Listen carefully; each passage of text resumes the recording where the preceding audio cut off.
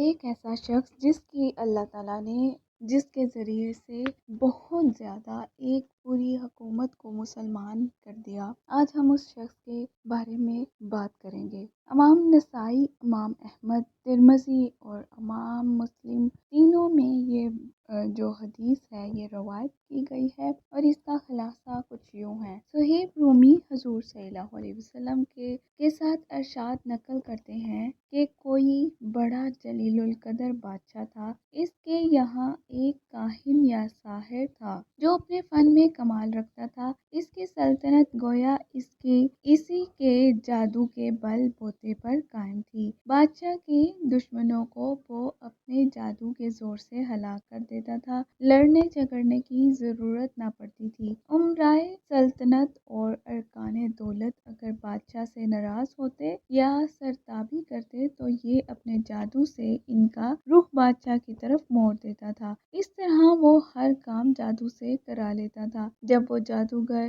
بوڑھا ہو گیا اور اس کو اپنی زندگی سے نا امیدی ہوئی تو اس نے بادشاہ سے عرض کیا کہ میں بوڑھا ہو گیا ہوں، میری عمر اخیر ہونے کو ہے، آپ کوئی ذہین اور سمجھدار لڑکا میرے سپرد کریں تاکہ میں اس کو اپنا علم سکھا دوں، تاکہ میرے بعد وہ آپ کے امور سلطنت کو درست رکھے۔ چنانچہ بادشاہ نے ایک عاقل اور ہوشیار لڑکا اس کے حوالے کر دیا۔ وہ لڑکا اس جادوگر کے پاس صبح شام حاضر ہونے لگا اور جادو کا فن سیکھنے لگا۔ راستے میں ایک راہب اپنے عبادت خانہ میں رہتا تھا۔ اس وقت راہب لوگ اپنے اصلی دین عیسائی پر قائم تھے۔ ایک دن اس لڑکے نے دیکھا کہ بہت سے لوگ عبادت خانہ میں سے نکل رہے ہیں۔ اس لڑکے نے معلوم کیا کہ یہاں کون رہتا ہے۔ لوگوں نے بتایا کہ یہاں ایک راہب رہتا ہے۔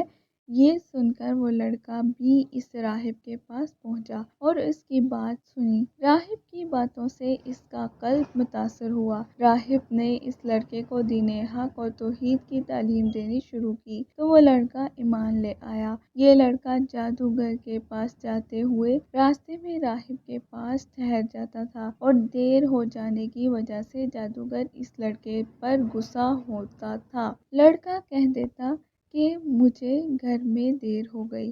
آخر جادوگر نے بادشاہ کے پاس شکایت کی۔ بادشاہ نے لڑکے کو تاکید کی کہ ساحر کے پاس سویرے پہنچا کرو، اور اس کے درباریوں نے کہا کہ یہ لڑکا سویرے گھر سے آتا ہے، راستے میں دیر کرتا ہے، تو بادشاہ اور ساحروں نے یہ خیال کیا کہ کھیل میں لگ جاتا ہوگا، اس لیے دونوں نے لڑکے کو خوب تنبیہ کی، لیکن لڑکا درویش کے پاس جاتا رہا۔ ایک دن یہ لڑکا راہب کے پاس سے بادشاہ کی طرف واپس ہو رہا تھا، کیا دیکھتا ہے کہ کسی مہلک جانور نے راستہ روک رکھا ہے، لوگ ادھر ادھر رکے کھڑے ہیں۔ لڑکے نے دل میں خیال کیا کہ آج امتحان لیتا ہوں کہ راہب حق پر ہے یا ساحر حق پر ہے۔ یہ خیال کر کے اس نے ایک پتھر اٹھایا اور یہ کہہ کر اٹھایا کہ اے خدا، اگر اس راہب کا مذہب حق پر ہے تو اس پتھر سے اس جانور کو ہلاک فرما، اور وہ پتھر اس کو مار دیا اور وہ جانور اس سے فوراً ہلاک ہو گیا۔ لوگوں نے یہ واقعہ پورا دیکھا تو کہنے لگے کہ اس کو جادوگری میں کمال حاصل ہو گیا ہے۔ لڑکے کی ہر جگہ تعریف ہونے لگی اور اس کی خوب شہرت ہو گئی۔ آہستہ آہستہ یہ خبر راہب تک بھی پہنچ گئی۔ اس نے لڑکے کو تنہائی میں بلا کر کہا، بیٹا، تجھ کو اللہ تعالیٰ نے بزرگی و کمال سے نوازا ہے۔ میں جانتا ہوں کہ تیرا مرتبہ بہت بلند ہوگا اور تو کسی آزمائش میں مبتلا ہوگا، لیکن یاد رکھنا، میں بہت کمزور اور بوڑھا ہوں، کسی کو میرا پتہ نہ دینا۔ لڑکے سے قول و قرار لے کر راہب مطمئن ہو گیا۔ ادھر راہب کی صحبت اور انجیل مقدس کی تلاوت اور اتباع کی برکت سے حق تعالیٰ نے اس لڑکے کو ولایت عظمیٰ سے نوازا، یہاں تک کہ کوڑی، مادرزاد، اندھا، نابینا اور لاعلاج مریض اس لڑکے کی دوا سے شفا یاب ہونے لگے۔ لڑکا خوب مشہور ہو گیا۔ اس شہرت کو سن کر اس بادشاہ کا نابینا مصاحب کی اس کے پاس آیا اور خوب تحفہ نذرانے پیش کر کے عرض کیا کہ مجھ پر بھی توجہ فرمائیے اور میری آنکھیں بھی اچھی کر دیجیے۔ لڑکے نے کہا کہ مجھے کوئی نذرانہ ہدیہ درکار نہیں اور شفا میرے ہاتھ میں نہیں ہے، اللہ تعالی شفا دینے والا ہے۔ اگر آپ اللہ واحد لا شریک پر ایمان لائیں اور شرک اور بت پرستی سے توبہ کر لیں تو میں اللہ سے دعا کروں گا پروردگار عالم آپ کی بنائی واپس عطا فرما دیں گے۔ وہ اندھا اسی وقت مجلس میں مشرف با ایمان ہوا اور لڑکے نے دعا کی اور اس کی آنکھیں روشن ہو گئیں۔ معمول کے مطابق جب یہ لڑکا بادشاہ کی مجلس میں حاضر ہوا معمول کے مطابق جب یہ لڑکا بادشاہ کی مجلس میں حاضر ہوا تو بادشاہ کو اس کی بنائی پر تعجب ہوا۔ اسے معلوم کیا کہ میری مملکت کے تمام معالج تیری آنکھ کے علاج سے عاجز ہو گئے تھے، آخر تجھ کو کس نے شفا حاصل ہوئی؟ مصاحب نے کہا کہ میرے پروردگار نے اپنی قدرت سے میری بنائی عطا فرمائی ہے۔ بادشاہ نے کہا میرے سوا تیرا پروردگار کون ہے؟ مصاحب نے کہا کہ میرا، آپ کا اور اس ساری کائنات کا پروردگار وہ اللہ ہے جس نے ساری مخلوق کو پیدا کیا۔ بادشاہ غضبناک ہوا اور اس مصاحب کو سخت سزا دی اور پوچھا کہ یہ عقیدہ تجھ کو کس نے سکھایا؟ سختی سے گھبرا کر اس نے لڑکے کا نام بتا دیا۔ بادشاہ نے لڑکے کو بلایا اور کہا تجھ کو میری پرورش اور میرے جادوگر کے فیض سے یہ کمال حاصل ہوا ہے۔ لڑکے نے کہا میرے اور آپ کے جادوگر کے ہاتھ میں شفا نہیں ہے، یہ اللہ کی قدرت پر موقوف ہے۔ بادشاہ سخت ناراض ہوا، اس کو کڑی سزا دلوائی اور کہا یہ لڑکا بہت غائب رہتا ہے، معلوم ہوتا ہے کہ یہ کسی جگہ جاتا ہے۔ وہاں اس کے خیالات بدل گئے۔ جادوگر نے بھی دربار میں حاضر ہو کر عرض کیا کہ یہ لڑکا مدت سے غائب ہے، میرے پاس نہیں آتا۔ بادشاہ نے کہا اس سے سختی سے پوچھا جائے کہ یہ مدت سے کہاں رہا اور کس کے پاس آتا جاتا ہے۔ جب سختی بڑھ گئی تو لڑکے نے مجبور ہو کر گوشہ نشین راہب کا نام بتا دیا۔ بادشاہ نے راہب کو گرفتار کر کے حاضر دربار کیا اور اس سے کہا کہ اگر تو اپنے دین سے نہ پھرے گا تو تجھ کو آرے سے چیر دیا جائے گا۔ راہب نے کہا کہ میں ہرگز اپنے دین برحق سے نہ پھروں گا اور جب مصیبت آئے گی اس پر صبر کروں گا۔ چنانچہ بادشاہ کے حکم سے اس راہب کو آرے سے چیر دیا گیا۔ پھر مصاحب کو بلا کر یہی کہا۔ مصاحب نے بھی دین برحق کو چھوڑنے سے انکار کر دیا اور اس کو بھی آرے سے چیر کر شہید کر دیا گیا۔ پھر لڑکے کو بلا کر سمجھایا گیا اگر تجھ کو زندگی محبوب ہے تو باز آ جا، ورنہ تو ان دونوں کا انجام دیکھ چکا ہے، تیرا حشر بھی یہی ہوگا۔ لڑکے نے بادشاہ کی بات ماننے سے انکار کر دیا تو بادشاہ نے چند آدمیوں کو حکم دیا کہ اس لڑکے کو پہاڑ کی چوٹی پر لے جاؤ اور اس کو خوب سمجھاؤ، اگر مان گیا تو اس کو بڑا مقام دوں گا اور اپنا مصاحب بنا لوں گا، اور اگر یہ باز نہ آیا تو پہاڑ کی چوٹی پر سے اس کو دھکیل دینا تاکہ اس کے اعضاء پاش پاش ہو جائیں۔ جب اس کو پہاڑ پر لے گئے تو سمجھایا دھمکایا تو لڑکے نے اللہ سے اپنی حفاظت کی دعا کی۔ اسی طرح پہاڑ پر زلزلہ پیدا ہو گیا اور شاہی لوگ پہاڑ پر سے گر کر ہلاک ہو گئے۔ لڑکا بعافیت گھر واپس آ گیا۔ بادشاہ نے پوچھا کہ وہ لوگ کہاں ہیں جو تجھ کو لے کر گئے تھے؟ لڑکے نے جواب دیا کہ میرے پروردگار نے اس کے شر سے میری حفاظت کی اور ان کو ہلاک کر دیا۔ بادشاہ نے دوسرے چند آدمیوں کو حکم دیا کہ اس لڑکے کو ایک کشتی میں سوار کر کے دریا میں لے جاؤ، یہ اپنے دین سے باز نہ آئے تو بہتر، ورنہ دریا میں پھینک دو۔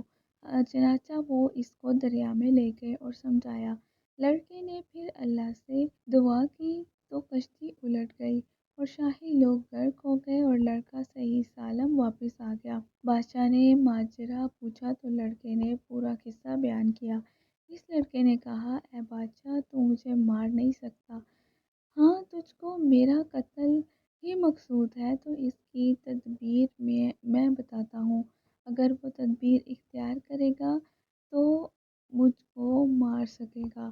بادشاہ نے تدبیر پوچھی تو لڑکے نے کہا، اس شہر کے تمام لوگوں کو شہر سے باہر ایک میدان میں جمع کر لے اور تجھ کو سولی پر چڑھا کر ایک تیر اپنی ترکش سے نکال کر کلمہ بسم اللہ ربی حاضل غلام کہہ کر وہ تیر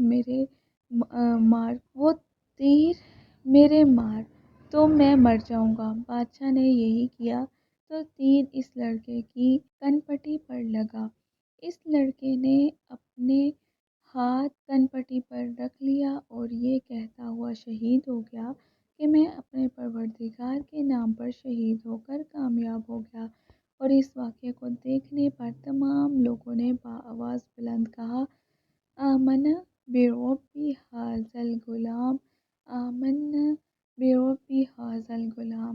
یہ سن کر بادشاہ کے درباریوں نے کہا، آپ نے ان تینوں کو ہلاک کر دیا جو آپ کے مذہب کے خلاف تھے، مگر اب تو سب ہی لوگ آپ کے خلاف ہو گئے ہیں۔ یہ بات سن کر بادشاہ نہایت غضبناک ہوا اور شرمندگی سے چلا اٹھا اور خندقیں کھدوا کر اس میں آگ دہکانے کا حکم دیا۔ چنانچہ خندق میں آگ دہکائی گئی۔ اس کے کنارے پر اعیان سلطنت کرسیاں بچھا کر بیٹھ گئے اور سب کو حاضر ہونے کا حکم دیا اور کارندوں سے کہا کہ سب سے معلوم کرو، جو اپنے دین سے نہ پھرے اس کو آگ میں ڈال دو۔ چنانچہ شاہی فرمان کے مطابق ایمان والوں کو آگ میں ڈالنا شروع کیا گیا، یہاں تک کہ ایک ایسی عورت کو بھی لایا گیا جس کی گود میں بچہ تھا۔ عورت کو جب آگ میں ڈالنے لگے تو وہ ہچکچائی۔ بادشاہ نے کہا، عورت کو رہنے دو، پہلے اس کے بچے کو آگ میں ڈال دو، شاید اس طرح وہ ایمان میں سے واپس ہو جائے۔ چنانچہ اس کے بچے کو آگ میں پھینک دیا گیا۔ بچے نے بلند آواز سے کہا، اماں جی، آپ صبر کریں اور بلا گھبراہٹ بسم اللہ پڑھ کر آگ میں کود پڑو، یہ آگ گل و گلزار بن جائے گی۔ عورت یہ سن کر بغیر کسی گھبراہٹ کے آگ میں کود گئی اور وہ آگ ایسی بھڑکی کہ اس نے بادشاہ اور اس کے مصاحبین کو، جو کہ کرسیوں پر بیٹھے مظلوموں کو جلانے کا تماشا دیکھ رہے تھے، اس سب کے سب کو جلا کر خاک کر دیا۔ حضرت ربیع بن انس فرماتے ہیں کہ اللہ تعالیٰ نے ان مسلمانوں کے آگ میں گرنے سے پہلے ہی ان کی روحیں قبض کر لی تھیں۔ اس طرح ان کو اس آگ کی تکلیف سے اللہ تعالیٰ نے محفوظ کر لیا۔ محمد بن اسحاق نے اس واقعے کو بہت تفصیل سے ذکر کیا اور اس لڑکے کا نام عبداللہ بن طامر بتایا گیا اور یہ بھی کہا کہ یہ واقعہ یمن کے شہر نجران میں پیش آیا تھا اور اس حادثے میں ایک ظالم بادشاہ نے تقریباً 20,000 آدمیوں کو آگ میں ڈال کر شہید کیا تھا۔